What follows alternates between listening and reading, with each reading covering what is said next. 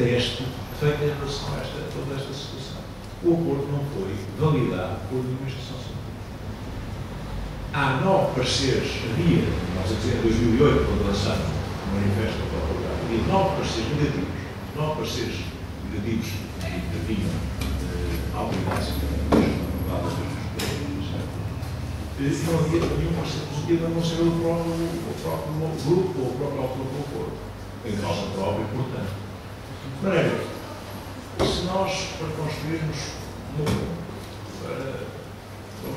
o aeroporto, para chegarmos a TGV, temos que tomar essas decisões baseadas em estudos altamente sofisticados, em cálculos levados à expressão, à última expressão, ao rigor, implicando um rigor especialista. Vamos aceitar, dando o leve uma situação destas, em que nada se estudou, apenas os decisores políticos que não perceberam rigorosamente nada do que se estava a passar, é que se pronunciaram. Todas as outras instâncias se pronunciaram negativamente. É também uma situação perfeitamente arrogante por parte dos populares do poder político. Em alguns casos, o erro tenha prevalecido sobre o bom senso, e as melhores intenções tenham prevalecido quando se tratou de fazer avançar o acordo.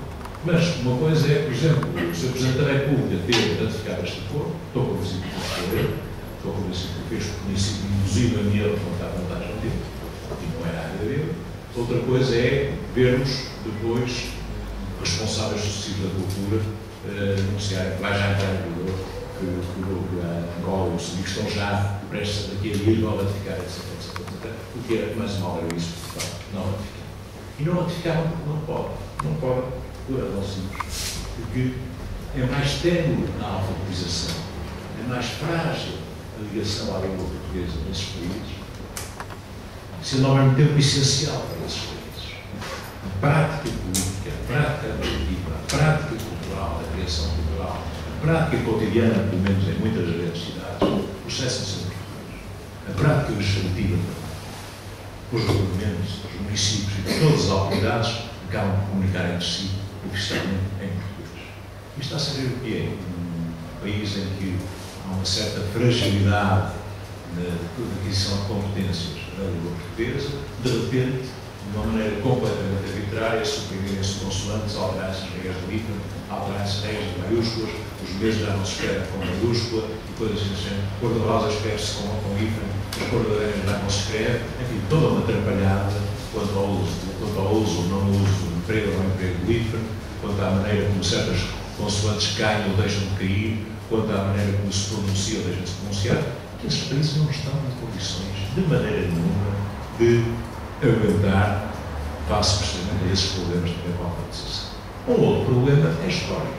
Porque é que, em 1986, o então Presidente do Brasil, José Sarney, envia como embaixador, da resta de carreira, o Dr. António Weiss, aos países africanos de língua portuguesa para os persuadir da importância de subscrever um acordo. É evidente, não há, diria o Dr. João Sandra José, não há nossos gatos nesta matéria, é evidente que havia um interesse brasileiro nessa questão, nessa intervenção. Eu estou convencido que isso se ligava a dois aspectos fundamentais.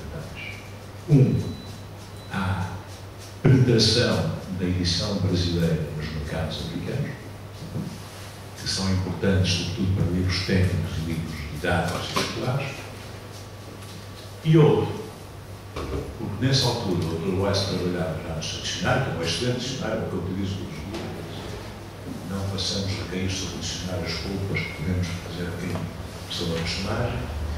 Nessa altura, creio que os computadores não comportavam acentos. E é por isso que a primeira negociação do acordo de Gato, em 1986, supriu os acentos.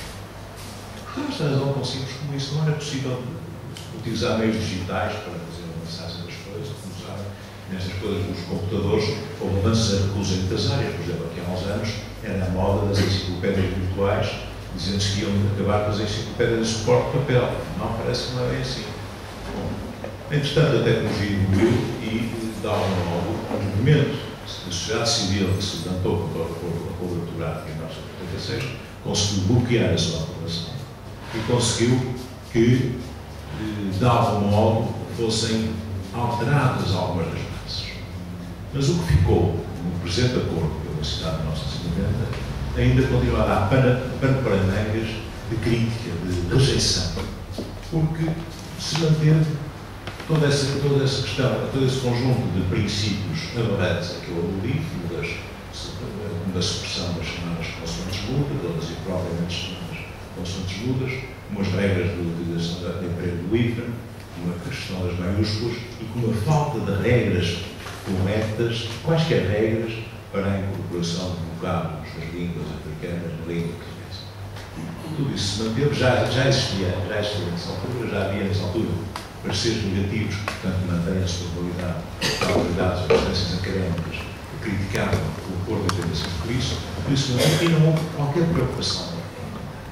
Depois há situações em que a realidade é distorcida e penso que aí os poderes públicos foram completamente iludidos.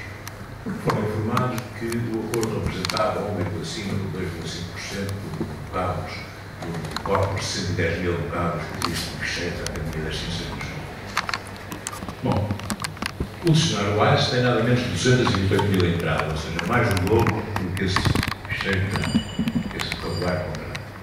Mas, além disso, não se contam as flexões verbais. Portanto, cada verbo em que cai um P ou um C tem que ser multiplicado por 49 vezes. Portanto, já se vê onde é que o 1,5% de alterações que significariam uma solução destas. Tudo isto, a falta de rigor, o absurdo, tudo isto tem conduzido a maneira como as escolas e os responsáveis pela educação vão ter que enfrentar novos desafios.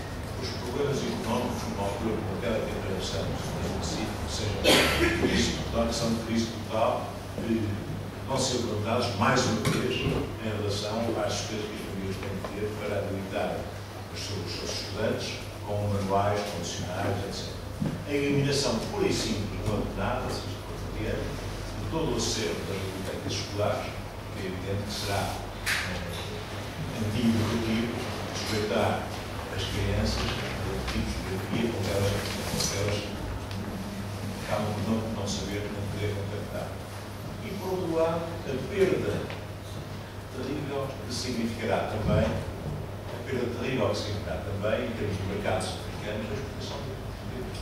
Porque é evidente que se houver norma correspondente ao acordo aprovado e aceito nos países africanos de língua portuguesa, é absolutamente evidente que quem vai exportar para lá não são agricultores portugueses, as agricultores brasileiras. Essa situação é uma evidência total e próxima. De maneira que estamos a chegar a uma situação, não sei qual é a posição que este governo vai tomar, é certamente uma posição de esperar que haja uma ponderação de parte de três instâncias fundamentais: o Ministério da Educação, o Estado da Cultura e o Ministério dos Negócios Estrangeiros, mas o poder político e nomeadamente o Parlamento também deveriam ter uma palavra a dizer. Nós, quando lançamos o manifesto e depois dirigimos à Assembleia da República, tivemos na Comissão de Ética e Sociedade de Cultura um relatório elaborado por o deputado Vicente Barreiras Duarte, que hoje é secretário de Estado, portanto, membro do PAR, Comissão Interna, se não erro. Relatório esse que dava razão às posições dos signatários do manifesto em muitos pontos e que foi votado por unanimidade nos membros da Comissão, salvo erro, em 8 de abril de 2000. Ora, este relatório, efetivamente, salienta a importância que terá para esta questão uma ponderação, um estudo, uma análise por especialistas. Eu tenho a impressão de que, ainda hoje, devo dizer que participei esta manhã na reunião da Comissão do Dicionário da Academia e sem querer, sem rodar de todo o que se passou, posso dizer que nos defrontámos com uma série de problemas práticos quanto à maneira como lidar com a feitura do dicionário que tem que, de alguma maneira, lidar ou utilizar grafias de diversidade.